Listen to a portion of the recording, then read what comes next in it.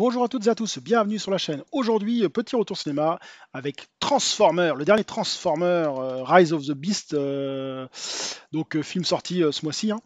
Moi alors, pour revenir à la saga Transformer, j'aime bien cette saga. C'est pas la saga ultime, hein, mais ça se laisse très bien regarder. Si vous voulez de bons films d'action qui défouraillent avec des robots, bon, c'est bien marrant. La plupart même tous, hein, tous les Transformers, je trouve corrects et sympa à voir sur un grand écran. On a un bon plaisir d'action.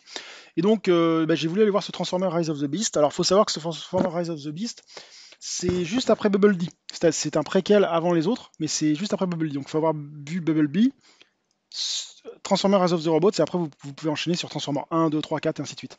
C'est un film correct, c'est dans la même ligne que les autres. Si vous avez aimé Bumblebee, si vous avez aimé les autres Transformers, ça reste dans la lignée, hein. À part moi j'ai trouvé ça un peu chelou les animaux qui parlent, là, l'aigle, le gorille, tout ça en Transformer.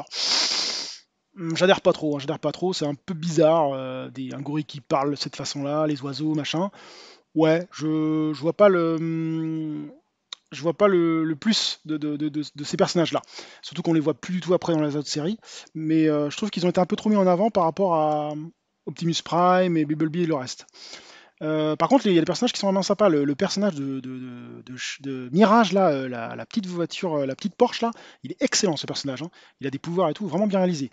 Après, l'acteur Anthony Ramos, ouais, pas plus que ça. Ouais, bon, mais bon, ça reste normal. Après, les scènes d'action sont bien. Il y a un truc qui m'a un peu gêné dans le film, c'est la musique. Je trouve que la musique est vraiment axée rap, R&B, et des fois c'est un peu lourd parce que bon, que ce soit sur les scènes, ça va, mais sur les scènes d'action, je trouvais que c'était un peu trop cheap, quoi.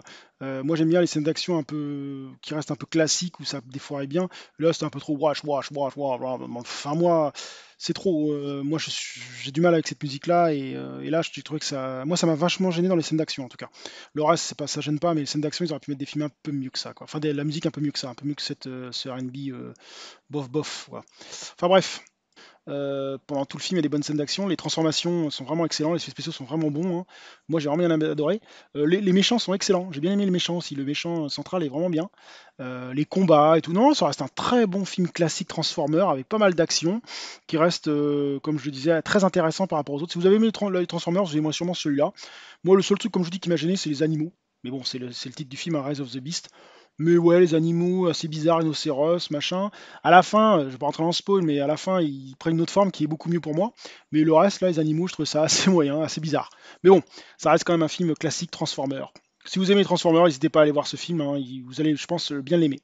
Sur ce, je vous dis à très bientôt sur la chaîne. Salut!